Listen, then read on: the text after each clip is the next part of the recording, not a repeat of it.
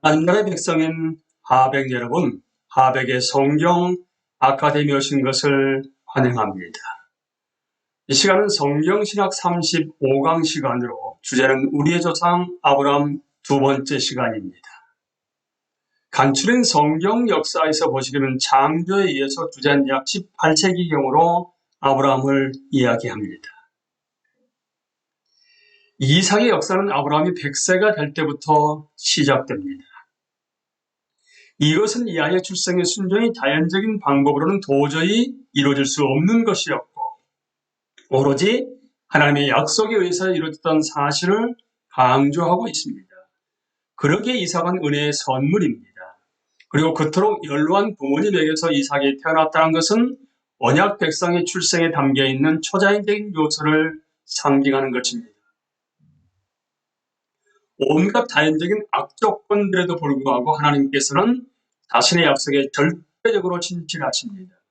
아브라함은 나이가 많아지고 자식이 없자 이 어려움을 극복하기 위해서 하녀인 하갈과 다른 여인들을 통해 자녀를 출산하는 방법을 시도합니다. 그러나 이삭이 하나님께서 택하신 자입니다. 그래서 아브라함은 어찌할 수가 없었습니다. 그러다가 언약을 주신 하나님에 대한 아브라함의 신뢰에 가장 의미심장한 도전이 닥쳤습니다. 그것은 그 아이 이삭을 제물로 바치라는 요구였습니다. 그러나 만일 이삭이 죽는다면 어떻게 그 약속들이 그를 통해 이루어질 수 있겠습니까? 하지만 이삭은 죽지 않았습니다. 하나님께서 수풀에 순양 한 마리를 걸려있게 하시고 그것으로 대신 제물이 되게 하셨기 때문입니다. 여기서 이러한 제물 바침은 가인과 아벨에게까지 바로 거슬러 올라갑니다. 그리고 제단을 처음 언급한 것은 아브라함이 가나안 땅에 이르렀을 때입니다. 하지만 이러한 제물들이 하나님과 관계 회복이라는 점에서는 거의 설명되지 않고 있습니다. 어쨌든 이삭을 바친 본문이 시사하고 있는 것은 바로 대속의 원리인 것입니다. 그리고 이 원리는 계시가 점진적으로 전개됨에 따라서 더욱더 뚜렷해질 것입니다. 메소포타미아에 있는 친척들 가운데서 이삭을 위해 아내를 구하러 가는 아브라함의 종에 대한 꽤나 긴 기록은 분명히 언약의 규정이라는 측면에서 볼 때 필요한 것으로 보입니다. 이삭은 자기 아버지에게 주어진 약속들이 이제는 자기에게 넘어와 있다는 사실을 배워야 했습니다. 아브라함이 죽고 난 후에 그 땅에 또 기근이 있었습니다. 이삭은 그 땅을 떠나지 말라는 경고를 받았으며 또한 그의 후손들이 그 땅을 소유하게 될 것이라는 약속을 재확인받았습니다. 이삭이 있던 그 지역에는 블레셋 사람들이 살고 있었는데 여기서 이삭은 아브라함이 사용했던 것과 같은 믿음 없는 속임수를 사용하여 리브가가 자신의 아내임을 부인하였습니다. 어쨌든 성경 기사는 이삭의 생애에 관한 일들에 대해서는 매우 조금만 말하고 있으므로 우리는 결국 다음과 같은 점을 추론해 낼 수밖에 없습니다. 즉 이삭의 중요한 의미는 언약의 약속들이 그에게 반복되었다는 사실과 이삭은 하나님께서 아브라함에게 하신 약속들을 지켜나가시는 하나님의 신실하심에 대한 산 증거라는 사실에 있는 것입니다. 이삭은 아브라함의 후손으로 그를 통하여 하나님의 약속들이 성취되어 나갈 것입니다. 그리고 이삭의 출생은 그 약속들을 지켜주는 하나님의 신실하심을 보여주는 것입니다. 이제 야곱으로 넘어갑니다. 이삭의 아내 리브가는 이삭이 60세에 이를 때까지 자녀를 낳지 못했습니다. 따라서 이들에게서 쌍둥이가 태어난 것은 이삭의 경우와 마찬가지로 초자연적인 출생으로 간주되어야만 합니다. 이 쌍둥이는 태어나기 전에 태 속에 서로 싸웠습니다. 그러자 하나님께서 리브가에게 그들이 두 나라의 조상이 될 것이나 형이 동생을 섬기게 될 것이라고 말씀하셨습니다. 에사가 먼저 태어났습니다만 다른 아이 야곱이 하나님의 택하신 자임이 곧 분명해집니다.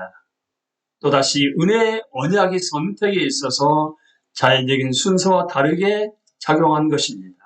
물론 에서가 쌍둥이의 형으로서 자신의 장자권을 무시한 것은 사실입니다. 그리고 야곱은 매우 선량한 사람이 전혀 아니란 것도 사실입니다. 창세기 21장은 이에 약해지고 거의 눈 멀다시피 한 자신의 아버지를 속이는 야곱의 교활함을 자세하게 묘사하고 있습니다. 야곱은 이삭을 속여 장자에 속한 복을 자신에게 주도록 만들었습니다. 혹시 하나님께서 그런 속이는 일이 일어나도록 형편을 만들어 주시지 않았는가 하는 의심이 있다면 그런 의심은 곧 떨쳐버려야 할 것입니다. 이삭은 아브라함에게 주어진 언약의 복이 야곱에게 이루어지도록 빌었고 야곱을 보내 메소포타미아에 있는 친척 가운데서 아내를 맞이하도록 하였습니다. 그런데 이 약속된 땅에서 떠나 메소포타미아로 가는 길에 하나님께서 꿈에 나타나셔서 야곱에게 말씀하시고 아브라함에게 주어진 모든 약속들이 이제는 야곱에 속했음을 확인해 주셨습니다. 그래서 야곱은 그곳을 베델, 즉 하나님의 집이라고 부릅니다. 그 다음에 그는 메소포타미아의 밧단 아람으로 가서 자신의 외사촌인 라헬을 만나게 됩니다. 그는 그녀와 결혼하기를 원하였으며 그녀의 아버지를 위해 7년 동안 일합니다. 그러나 라반은 라헬 대신에 그녀의 언니 레아를 야곱에게 주었습니다. 그래서 야곱은 또다시 라헬을 위해 7년간 일해야만 했습니다. 이러한 시련은 자신의 형을 속여 그의 장자권을 가로챈 자에게 주어지는 공의로운 보응으로 생각될 수도 있겠지만 언약의 약속들의 성취를 가로막는 장애물인 것입니다. 그러나 하나님께서는 야곱과 함께 하십니다. 야곱은 마침내 자신의 아내들과 자녀들을 데리고 라반의 고용에서 벗어나 가나안으로 돌아옵니다. 여기서도 분명히 드러난 사실은 야곱의 선택은 은혜이지 결코 그에게 그러한 선택을 받을 자격이 있었던 것은 아니라는 점입니다. 가나안으로 돌아오면서 야곱은 최악의 경우를 대비합니다. 자신의 형 에서의 분노를 두려워하고 있기 때문입니다. 하지만 그는 오로지 하나님의 약속들만으로 무장하고 있을 뿐입니다. 그러나 정작 야곱이 먼저 만난 사람은 에서가 아니라 전혀 알지 못하는 사람이었는데 그 사람은 어떤 이유로 야곱과 몸싸움을 하게 됩니다. 야곱은 그 사람이 보통 사람이 아니라 하나님의 사자임을 느끼게 됩니다. 이 사건은 어떤 신비스러운 면이 있습니다. 그 사람은 야곱의 약속의 땅으로 돌아가는 것을 방해한 듯 합니다. 그러나 그 사람이 그 싸움을 그만두고 떠나려 하자 야곱은 그를 놓아주지 않습니다. 그는 자신의 상대가 하나님에게서는 어쩌면 신성을 지니신 분일 수도 있다는 사실을 깨달았습니다. 그래서 오직 하나님의 약속들만 가지고 자신을 지탱하고 있던 야곱은 그 사람에게 가기 전에 자신에게 복 주기를 요구합니다. 복은 주어졌고 야곱의 이름도 이스라엘로 바뀌게 되었는데 이 새 이름은 그가 하나님과 싸웠다라는 의미입니다. 여기서 우리는 이것은 야곱이 하나님과 일종의 대화를 하는 경험이라는 정도만 알 수 있을 뿐입니다. 이제 이후로 야곱은 변화된 사람이 됩니다. 그는 더는 간계한 사기꾼이 아니고 경건한 족장인 것입니다. 이것이 사실임을 확인이라도 주듯이 야곱은 에서에게 좋은 영접을 받게 됩니다. 후에 야곱은 베델, 이것은 하나님께서 꿈에 야곱에게 나타나셨던 곳입니다. 베델로 올라가는데 거기서 그의 이름 이스라엘은 언약의 약속들과 연관이 됩니다. 이로써 하나님은 아브라함과 이삭과 야곱의 하나님으로 알려지게 됩니다. 여기에 이르기까지 선택의 원리는 아주 큰 가족 안에서 어떤 작은 가족을 구별해내기 위해 작용하는 것으로 보였습니다. 아브라함은 언약 백성의 조상으로 선택됩니다. 그러나 롯은 그렇지 못합니다. 롯의 후손들은 롯이 자신의 두 딸과 근친 상간 같은 관계를 가짐으로써 얻게 된 모압과 벤 암미입니다. 그 결과 생겨난 모압과 암몬 두 나라는 이처럼 이스라엘과 친척인 셈이었고 그래서 이스라엘 후에 약속의 땅을 찾으러 갈 때 그들은 이스라엘의 공격으로부터 보호를 얻을 수 있었습니다. 아브라함의 후손들에 대해 말하자면 언약은 사라의 아들인 이삭에 속하게 됩니다. 하갈의 아들 이스마엘에게는 아니었습니다. 이삭의 후손들 중에서는 에서가 아니라 야곱만이 언약의 복의 수혜자가 되었습니다. 에서는 에돔이라고도 불리는데 그의 후손들 역시 이스라엘의 공격에서 면제됩니다. 그러나 이 선택받지 못한 형제들, 특히 에돔은 여러 가지 다른 면에서 이스라엘과 때때로 싸움을 갖기도 합니다. 그러나 일단 우리가 야곱과 그의 가족에 이르게 되면 이 선택의 진행은 야곱의 후손들에만 확고하게 고정되는 것을 보게 됩니다. 이스라엘은 선택된 나라입니다. 그러나 그 이후에 계시에서 드러난 사실은 이 외적인 선택은 영원한 생명을 향하고 있는 내적인 선택과 나란히 진행되고 있다는 점입니다. 따라서 사도 바울이 후에 결론 내린 바대로 이스라엘 사람들에서 모두 다 이스라엘이 아닙니다. 하나님께서 이스라엘을 한 나라로서 다루신 것과 그들의 영원한 구원을 위해 각각의 개인들을 다루신 것은 반드시 구별되어야만 할 것입니다. 이러한 선택의 두 가지 측면은 또한 하나님께서 특별한 방법으로 자신의 목적들을 집중시키려고 개개의 어떤 대표적인 인물을 선택하시는 일과도 구별되어야만 할 것입니다. 언약의 원리들은 야곱에게서도 계속 나타나고 있습니다. 은혜에 근거한 선택으로 인하여 야곱은 이삭의 이 하나님의 약속들을 받게 되는 아브라함의 후손이 됩니다. 이제 요셉과 야곱의 아들들로 넘어갑니다. 아브라함과 더불어 소개된 위대한 진리들이 매 세대에서 재확인되고 발전해 나갑니다. 이러한 진행은 요셉에게서도 계속됩니다. 요셉은 야곱의 11번째 아들이지만 라헬에게서 난 아들로서는 첫째 아들입니다. 그가 17살일 때 그의 형들이 그를 시기하여 이스마엘 무역상들에게 팔아 넘겨버렸습니다. 그리고 이들은 그를 다시 애굽의 산 관리에게 팔았습니다. 후에 그는 모함을 받고 옥살이를 하게 되었지만 바로의 꿈들을 해석해 준 후 얼마 있다가 풀려나게 됩니다. 그 결과 30세 때에 그는 애굽에서 고위 관료의 자리에 앉게 됩니다. 그의 형들이 가나안 땅에 극심한 기근이 된 까닭에 애굽으로 곡식을 사러 오자 결국 요셉은 그들에게 자신을 밝히고 모두 화해하게 됩니다. 마침내 그 형들을 설득한 결과 야곱과 그들의 모든 식솔들이 이주해 와서 애굽 땅에서 살게 됩니다. 이 본문의 끝부분에서 우리는 다음과 같은 요셉 말을 듣게 되는데 그 안에서 이 이야기 의미가 무엇인지를 알 수 있습니다. 당신들은 나를 헤아려 하였으나 하나님은 그것을 선으로 바꾸사 오늘과 같은 만민의 생명을 구원하게 하시려 하셨나니. 창세기 50장 20절 말씀입니다. 우리는 여기서 어째서 하나님께서는 가나안 땅에 비를 내려주시고 풍성한 수확을 얻게 하심으로써 그들의 생명을 구원하지 않으셨는가 하고 의아하게 생각할 수도 있을 것입니다.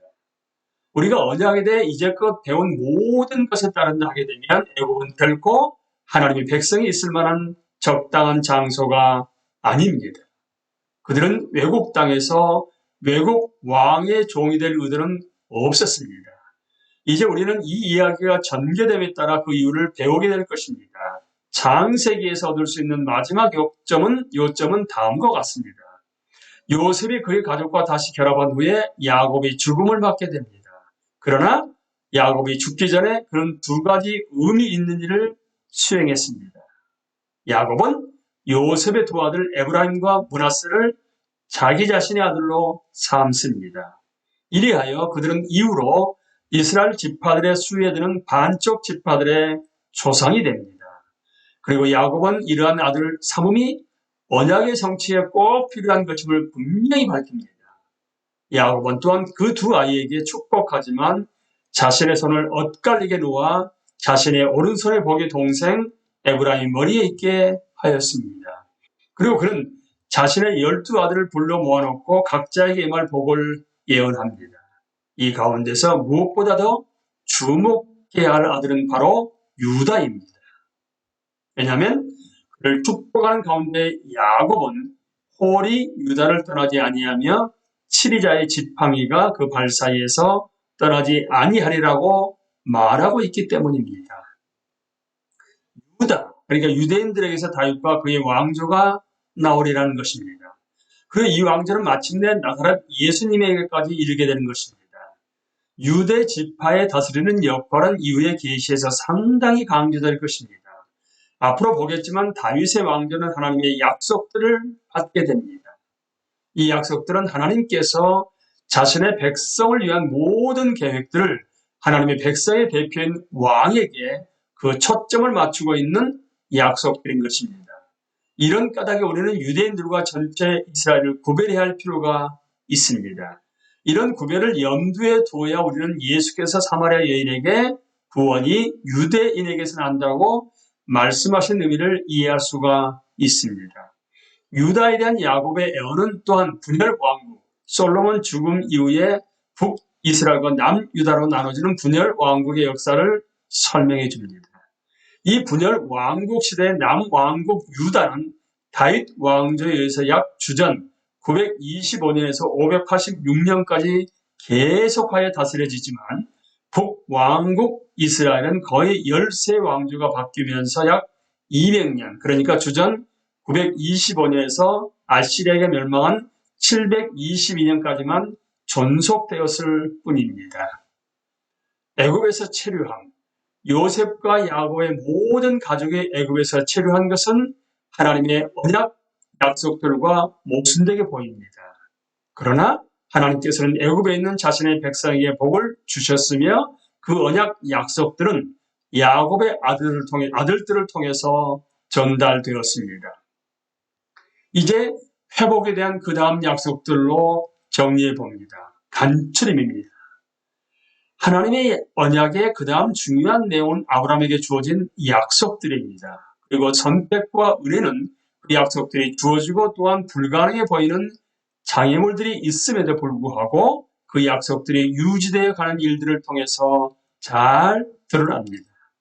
이 약속들이란 아브라함의 후손들, 즉 이삭과 야곱을 거쳐 태어날 후손들이 그 땅을 차지할 것이며 하나님의 특별한 백성이 될 것이며 모든 나라들에게 복을 전달하는 방편이 될 것이라는 내용입니다.